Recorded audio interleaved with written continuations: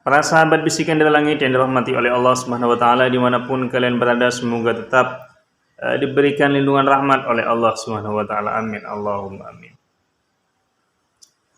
Mari kita lihat kedua negara Asia tersebut, negara Asia Tenggara ini.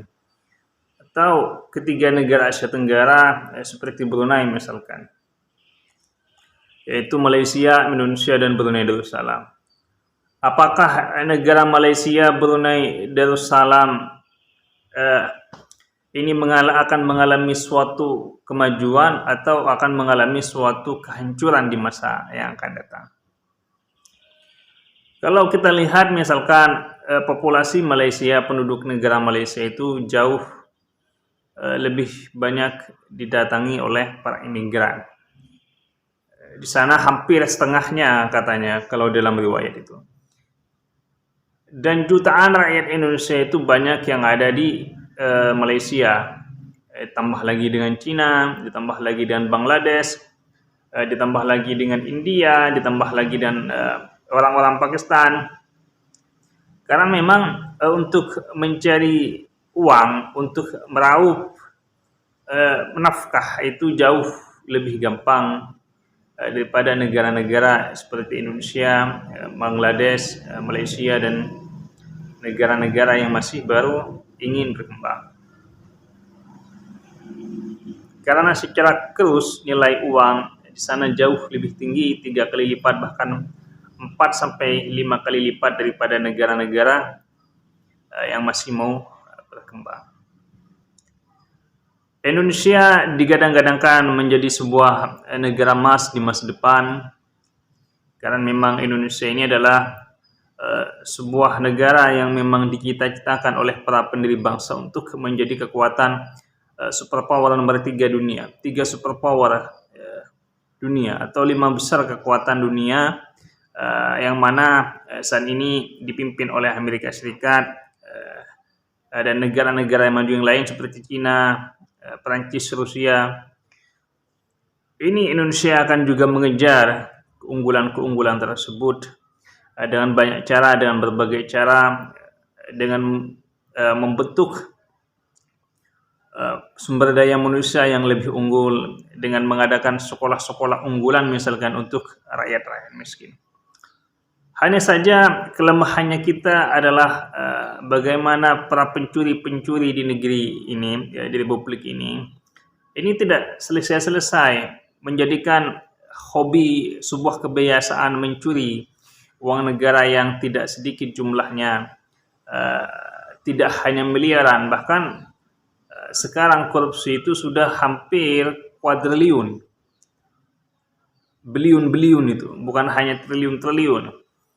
Ini kan kalau digunakan untuk fasilitas nuklir misalkan, atau fasilitas penelitian, atau fasilitas pendidikan untuk menjadikan ulama besar, ini sangat bisa ini. Berikan beasiswa dan berikan alat sebanyak-banyaknya untuk melakukan penelitian-penelitian fisika, penelitian-penelitian kimia, nuklir, dan ilmu kreativitas yang lain, maka dan mudah Indonesia ini bisa menjadikan sebuah negara Republik Indonesia ini sebuah negara generasi emas pada nantinya.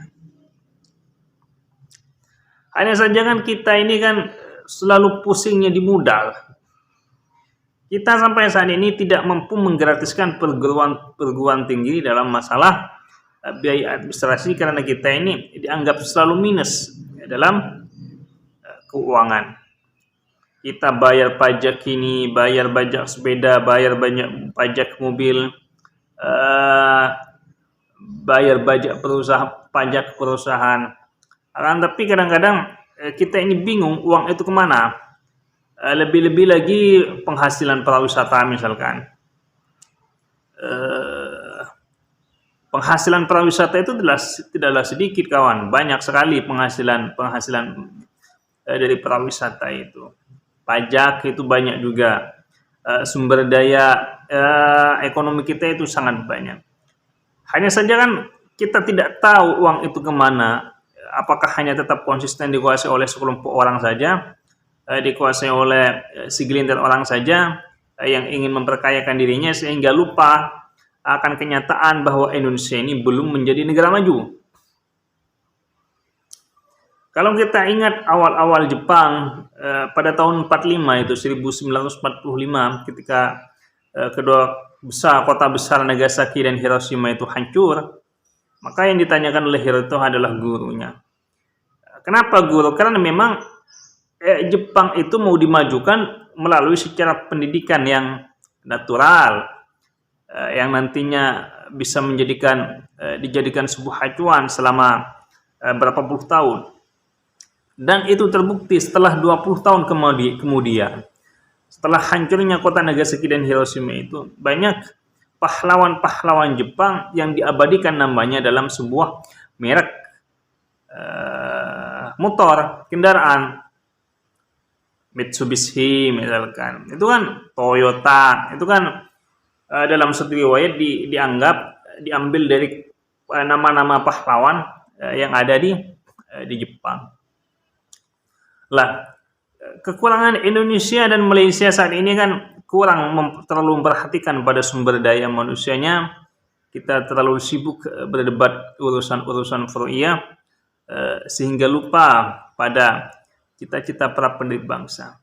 Tidak usah semua orang itu membuat cita-cita untuk bangsa ini.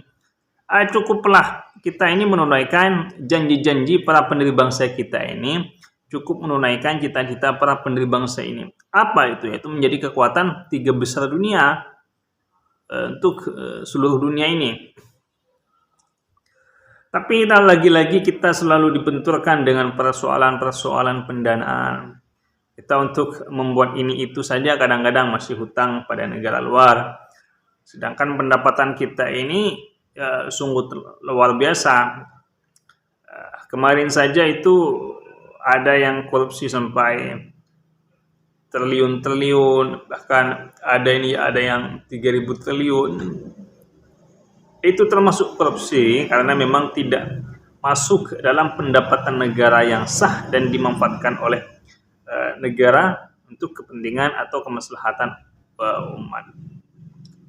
Kita hanya terjebak dalam persoalan-persoalan segelintir orang, sekelompok orang yang memang hanya mementingkan kelompoknya mereka sendiri tanpa memikirkan bagaimana bangsa ini untuk menyelesaikan atau membayar janji-janji para pendiri bangsa kita dan menunaikan cita-cita para pendiri bangsa kita. Para sahabat bisikan dari langit yang dirahmati oleh Allah Subhanahu wa taala. Kita memiliki arah yang jelas dari sejak awal kemerdekaan ini agar bangsa kita ini tidak bisa dijadikan budak oleh kaum bangsa manapun. Dan bahkan Presiden Soekarno itu kesana kemari berbicara, berkhutbah, berorasi agar manusia ini mampu bisa setara dengan manusia yang lain.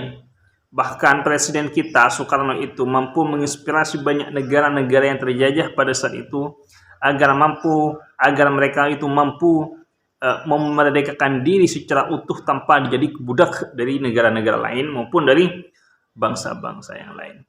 Tapi ini kan kita sekarang ini kalau di Indonesia ini kan berbeda dengan beberapa negara-negara yang ada di luar sana seperti Palestina misalkan. Atau Yaman misalkan. Yaman ini kan sering dibombardir oleh Saudi misalkan. Ukraina misalkan. Penjajahan kita ini kadang-kadang kekuatan ekonomi kita, sumber ekonomi kita ini dirampas dan kita sering dijadikan budak spiritual. Kenapa Tuhan itu memberikan akan lalu selalu memerintahkan afala ta'qilun, afala ta'lamun? Karena memang Tuhan itu sudah mengerti dan paham bahwa manusia itu kadang-kadang sering dijadikan budak. Bahkan di dalam hukum Islam itu kan setiap pelanggaran-pelanggaran selalu mendahulukan itq raqabatin, memerdekakan budak, karena memang sejatinya manusia itu ada nafsu-nafsu ingin diperbudak dan memang ada nafsu-nafsu ingin selalu memperbudak orang lain, sehingga kesetaraan, equality itu tidak terjadi dalam ranah-ranah kemanusiaan, dalam ranah-ranah berkenegaraan dan berkebangsaan. Wallahu a'lam.